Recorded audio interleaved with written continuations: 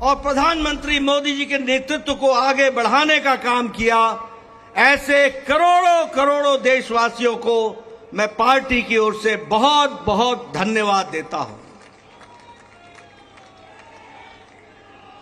हम जानते हैं देश ने एक नई करवट राजनीति में ली और एक नया इतिहास रचा है 2014 के पश्चात। हम जानते हैं कि 2014 के बाद मोदी जी के नेतृत्व में एक मजबूत सरकार बनकर के आई, मजबूत सरकार।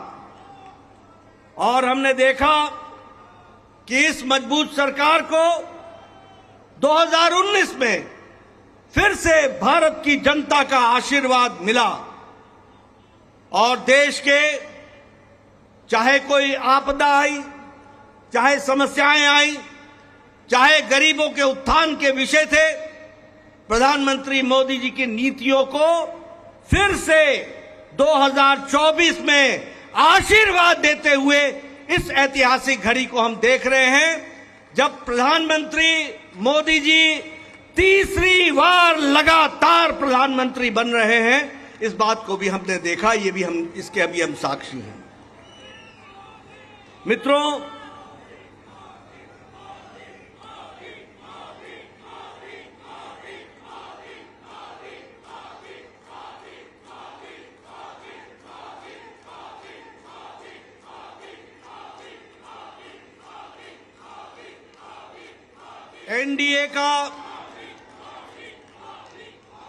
एनडीए का गठन के पश्चात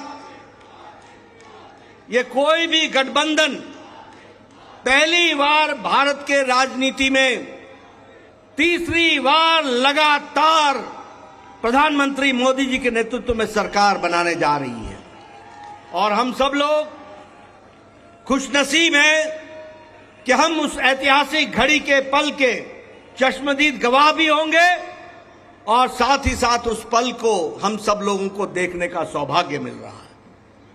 मैं यहां ये भी बताना चाहता हूं कि जो लोग देश हित के लिए काम करते हैं उन्हें चुनौतियां भी आती हैं और उन चुनौतियों को बखूबी लड़ करके देश प्रथम, देश को आगे बढ़ाना है, देश को आगे ले जाना है, इस कार्य के लिए आगे बढ़ते हैं। लेकिन कुछ लोग जिनके लिए खुद का स्वार्थ महत्वपूर्ण होता है और खुद के स्वार्थ के लिए स्वार्थपूर्ण गठबंधन करते हैं और स्वार्थपूर्ण तरीके से लोक लुभावने वायदे करके सरकार के नजदीक आना चाहते हैं, जहां ऐसे लोगों को देश की जनता सबक सिखाती है, वहीं इनका इकोसिस्टम जो देश के विकास के दृष्टि से जुड़ी हुई चीजें हैं उसको नकार देता है। बड़े बड़े राजनीतिक घटनाओं को दुनिया के सामने, देश के सामने उसको गलत तरीके से रखने का प्रयास करता है। हम बंगाल में 3 सीटों से बढ़कर के 77 सीट हो जाती हैं, उसकी चर्चा नहीं होती, कह देते हैं हम हार गए। भूल जाते हैं कि हमारे मत प्रतिशत कितने गुना बढ़े।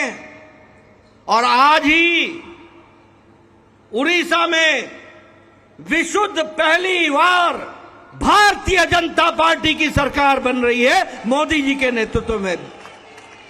विशुद्ध भारतीय जनता पार्टी की सरकार मोदी जी के नेतृत्व में और उनके कुशल नेतृत्व के कारण वहां बन रही है।